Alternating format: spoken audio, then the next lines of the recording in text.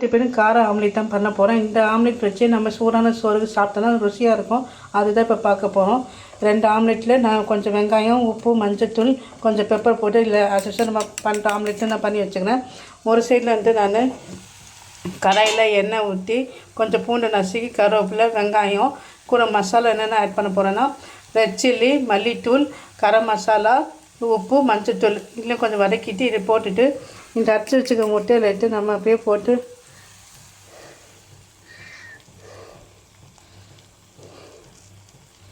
அப்படியே கொஞ்ச நேரம் மூடி வச்சா போதும்.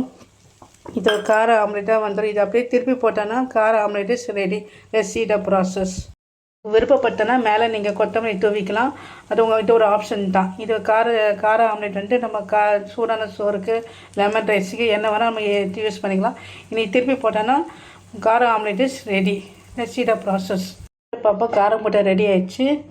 கார முட்டை ரெடி. திருப்பி போட்டு கொஞ்ச நேரம் சிம்மில் வச்சா கார முட்டை ரெடி. இதுக்கு சூடான சோறுக்கு நம்ம பரிமாறலாம்.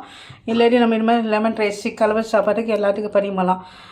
Okay bye. Thank you friends. இதுமாதிரி நீங்களே கார முட்டை ட்ரை பண்ணி பாருங்கள். எல்லாருக்கும் கண்டிப்பாக ரொம்ப பிடிக்கும். Okay bye. தேங்க்யூ.